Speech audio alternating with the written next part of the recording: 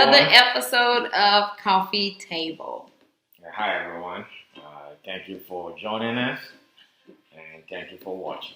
So today we're going to start with a series. We're going to do series part 1 of a series that we're titling How to Shorten the...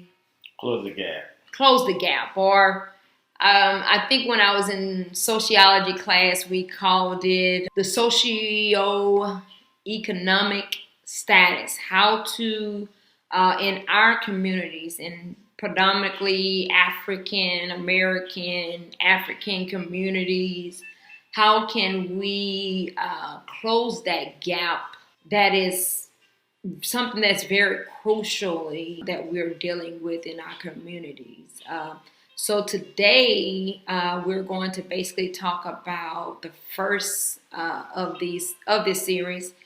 It's going to be about life insurance. So we hope that you would get a lot of great information from this. This information, you can use it. If you use it, you will be blessed. Okay, so let's just start. Before we get started, let's talk about our coffee for the month. What do we have? Have some good coffee right here. What is this right here? Well, this here is actually Dunkin' Donuts, Okay. and it's their bowl roast. So let's see. Oh, it tastes really good. Yeah, it's soft, not that hard.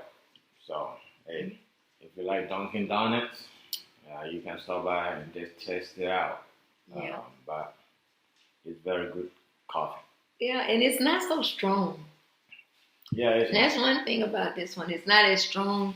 You know, sometimes when, you get them, some different types, are really strong and kind of got to put a lot of cream in them and everything like that. But this is really subtle. Yeah, this one is soft. You don't have to put a lot of cream or a lot of sugar in it. Yeah. So this is our coffee for the month. Dunkin' Donut. It's bowl roast. Bowl roast. Okay, all right. So today we our first episode we are discussing how to close the gap, the worth gap between the white community and then the blacks and the minority communities. Mm-hmm. I think we cannot close the gap. Something that has been going on for over 400 years, but we believe, with some baby steps, we will be able to at least not close the gap all the way, but at least do something to help our family and our communities. And what we'll be discussing today is about life insurance. Life insurance is something that I think everybody needs, right? But when do you get life insurance? When is the best time for you to purchase life insurance? I think it should be in early ages, of life, like teens. I think if you're a parent and you have teenagers, at least you should. At that age, it's cheaper. Even if you're in your 20s, 30s, you're in your 20s. Life insurance is really cheap. Yes. But if you wait till you start getting older, when pre-existing conditions, especially in our community, the high blood pressures, diabetes, and all that, when you start getting older and you start getting all these pre-existing conditions, then it becomes expensive. But how do they find out about your conditions? How do they find out, that you have, high cholesterol? How do they find out that you're pre-diabetic? How do they determine that, with life insurance? What are some of the steps? All life insurance, you go through medical tests. Yes. Before they will sell you the policy, you have to go through a medical test, and for them to see whether you are healthy or not. So I can talk about when I first got a life insurance policy. Basically, they would book an appointment. First of all, where did we meet the life insurance the agent at. We booked an appointment and we met him at, I think, Starbucks. Yeah, it was something like that. Yeah. Mm-hmm. Yep. But I think that was our second one. But the first one, I think we went to the agent's office. And when you go there, you pick a plan that is that you can, that you feel that is good for you at that point in time. And then I know after that, they actually come to your home and they draw blood. Yeah. They do like a small little physical. Yeah, That's a type. That was days ago, so we don't know how to do it nowadays. Though. Yeah, we don't know how to do it now, but that was. But yeah, that's ours. But the reason why we want to talk about this is, and oftentimes in our communities, mm-hmm. and when so sad when somebody lost their lives, mm-hmm. then we have to come out and contribute to take care of the burial and the funeral expenses, which normally also put a burden on the family. Mm-hmm. And if there's a life insurance policy, at least the person will be able to leave something for the family to take care of that, and mm-hmm. also to set them up whether they want to get into a business or something. With all that will help our communities and even our families, because it is something, especially even in our African communities. We don't normally don't have life insurance, and sometimes when it happens, it just it brings a whole lot of strain to the family, especially talking about finances and all that. I think that some African communities have it a little bit better than African American communities, if I could say. It seems that when someone dies, at least, before COVID, you would have a funeral that I would see, people would go to and they will contribute. But, just typical African Americans, if they don't have insurance, then it's only the immediate family, have, pretty much tries to, give what they have to actually help in the burial. That is a little bit better. So that's one of the reasons why we as, African Americans, we as minorities, we really need to, buy insurance, purchase insurance when you're young so that you'll get the best rate possible. Also, you can leave something for the family behind. Mm-hmm. And I would say, some people are insured. I would say, I was reading something about, insurance in general. They say a lot of blacks and minorities are, majority of them are insured, but they are underinsured. Or some people have the life insurance through their jobs, right? And if you look at it, most minorities, they work in, government, they are government workers. Or, I would say most of them work in government, whether in the local, state, or, county offices.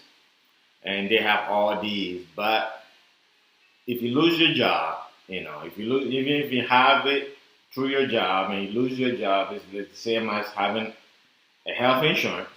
If you lose your job, you lose the coverage. You don't have it. Yeah.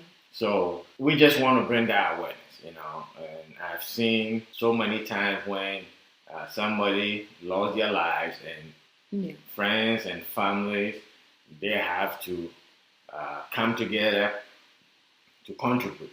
But let's say the person has even nothing but even just a burial policy. Yeah. That could have taken care of that issue, without draining the family. But at the same time, we need to do better and at least try and get policy. So the family behind, at least you can leave something for them. Leave something. Yes. And the good book also talks about that, Yeah. It says what? A wise a good man leaves Leaves an an inheritance inheritance. for their children's children. So Yes. let's say even if you have $50,000 or $100,000 policy, you lose your life.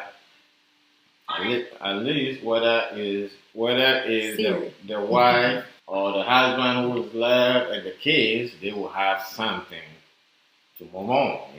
They will have large sum of money to at least put into something, whether to a child's education or investment or start a business.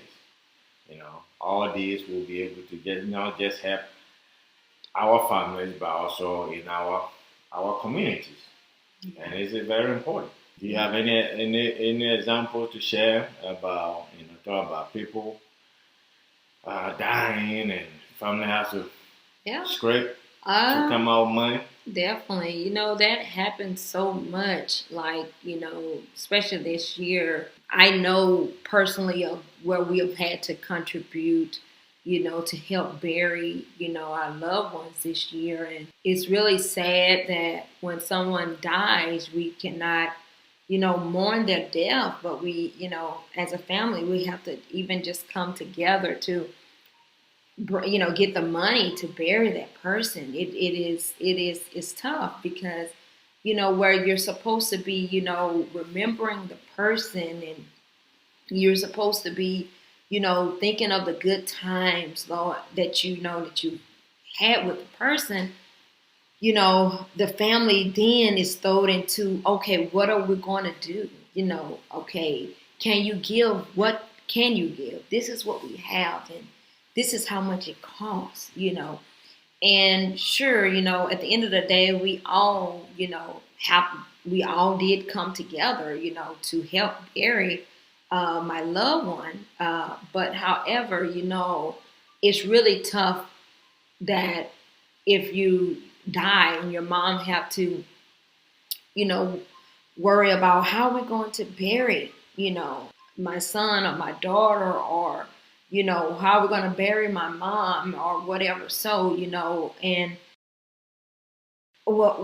how are we going to even have food to feed the guests, or that is not a time for that. So that is why it's very important to get. That is one of the reasons why it's important to have insurance. Second of all, it's just something that we need to learn to leave an inheritance for our children, for our people to be able to close that gap, that socio-economic status, that gap. We have not had an opportunity where in our community where we're taking this serious. And it really is a serious thing. When you, the best thing that you can do for your family is when you start a family, think about the ones that, that are going to come after, So this is just, just to let you know that, hey, it's best to go ahead, get a agent, a life insurance agent, And once you start your family, or once you start having kids or whatever, so that you wouldn't leave a burden for that person, but that they will be able to remember you, and the great footstep that you left them, or the foundation you left them, because of my father thought of me, he left this. Or because my mother thought of me, she left this. And now, we were taken from being, just living paycheck to paycheck, to being able to actually have a little bit more freedom to dream, to breathe, or to so-called live the American dream.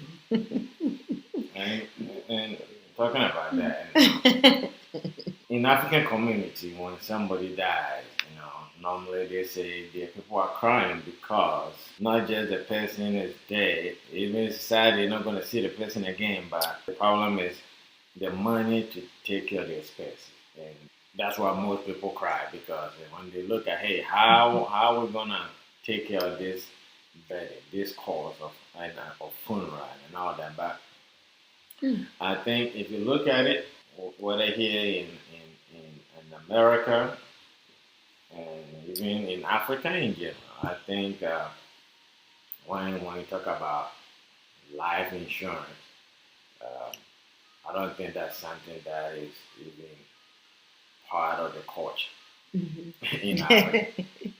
Really not.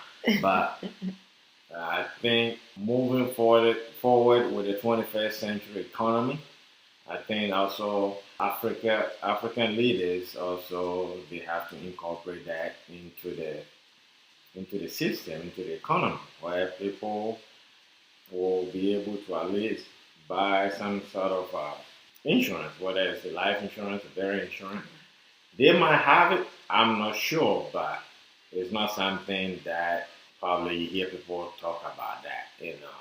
Like here, you see the commercials on TV and people, hey, but back in Africa, I think we have to start with the individuals, you know, families. When you take care of the family will be able to take care of the community, right? And the community will be able to take care of the state or the region or the country. And when the state is able to, or the country or the region is able to take care of itself, then they'll be able to take care of the country. And when you're able to take care of the country, then you take over the world. You take care of the world. Then it becomes normal. Because stages. It's sad. It's very sad that, you know, anytime somebody dies, and if you look at the people behind, you know, and sometimes nothing left for the family, you know, behind, you know, whether it's the children or the wife or the husband. But at least eh, we pray that nobody dies. But it's a journey no matter what. Even if you live to be Methuselah, one day you're gonna go. And but when your time comes, what are you going to leave behind? That's what we are talking about. It's something we talk about that, we discuss, and we just want to share that. Hey, we are not we are not insurance agents. No, we're not. We don't sell insurance, but No, we do not. We just feel like it's something that we need to, you know, it's an awareness we need to bring forth to the world and to the community and to the society and to the country or to the world because it's very important. On that note, we're going to talk about the next episode. We talk about life insurance. This is about a series about how are we able to close the gap. Yes. How are we closing the gap? We cannot close the gap overnight because we have 400 years of systemic injustice. Yes. You know, and discrimination. I was reading Malcolm X autobiography, and it was sad that he said his father was really a proponent of life insurance, and when his father died, at that time, the insurance company refused to pay.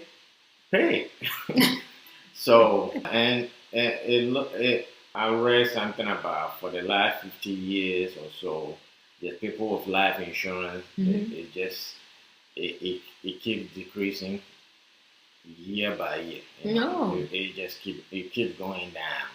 So it's about time it has to go up. It's not when you do this, it's not about you. It's about the generation behind.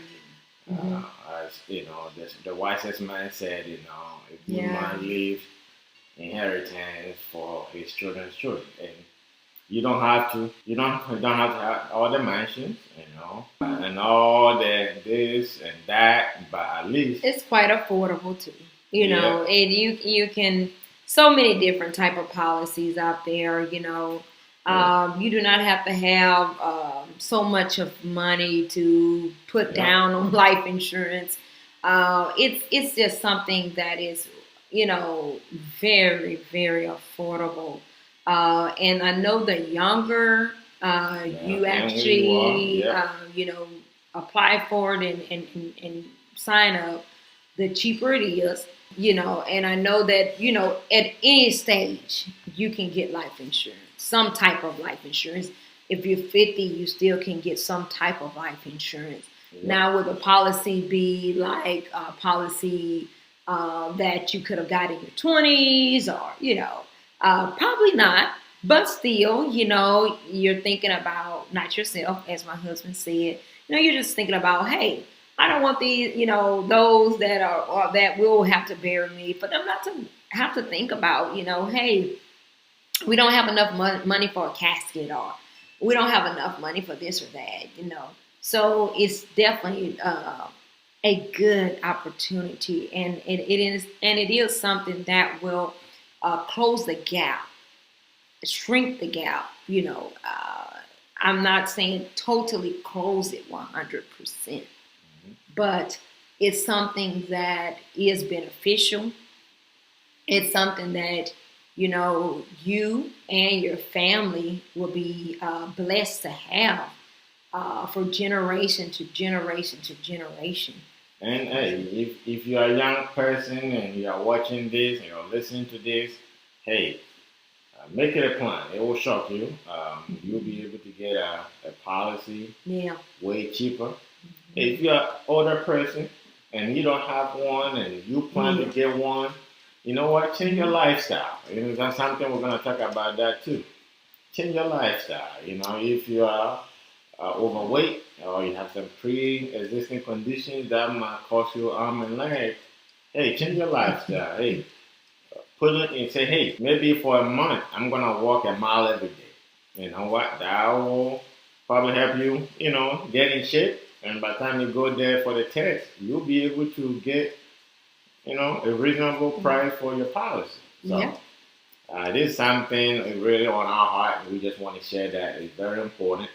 And I think everybody working on this planet, at least you need to have some kind of life insurance.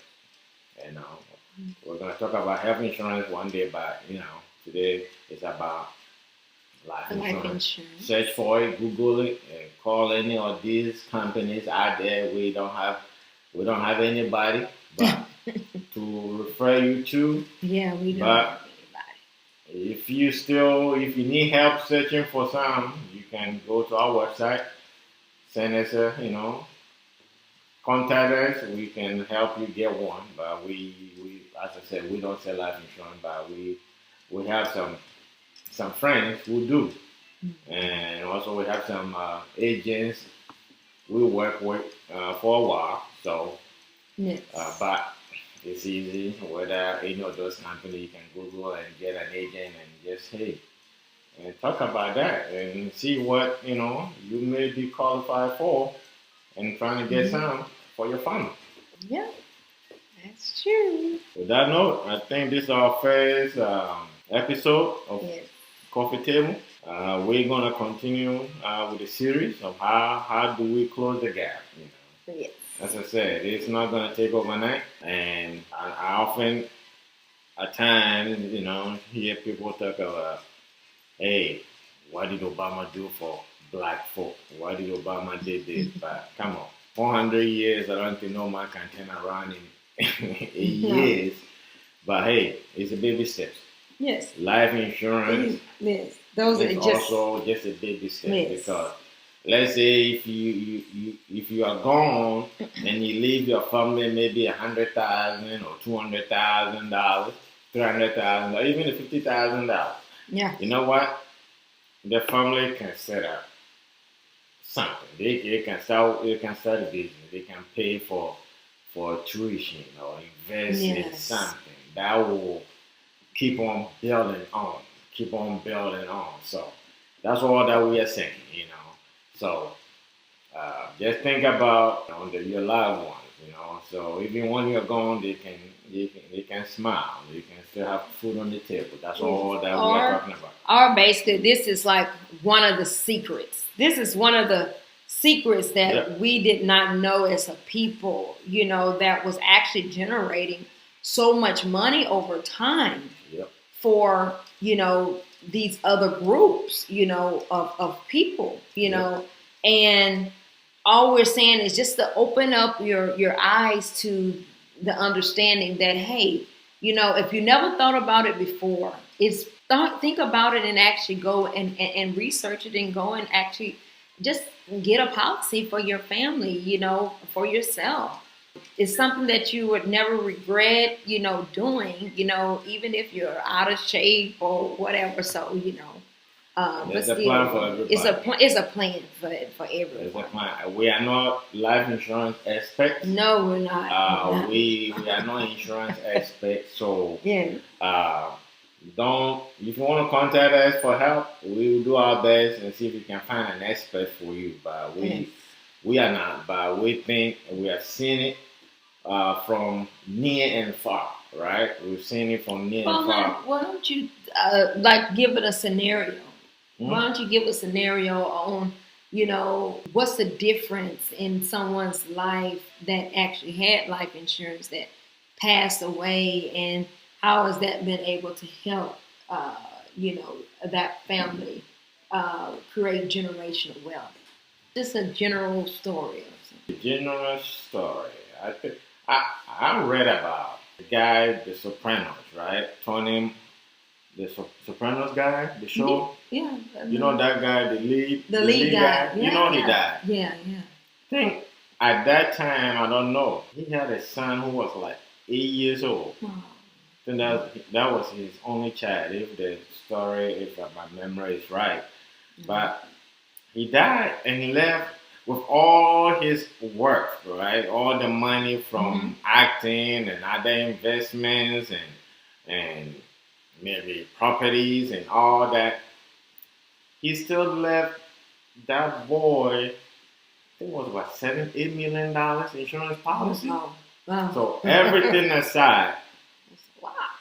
Tony Sopranos, I think that's his name. Tony, which is his acting name.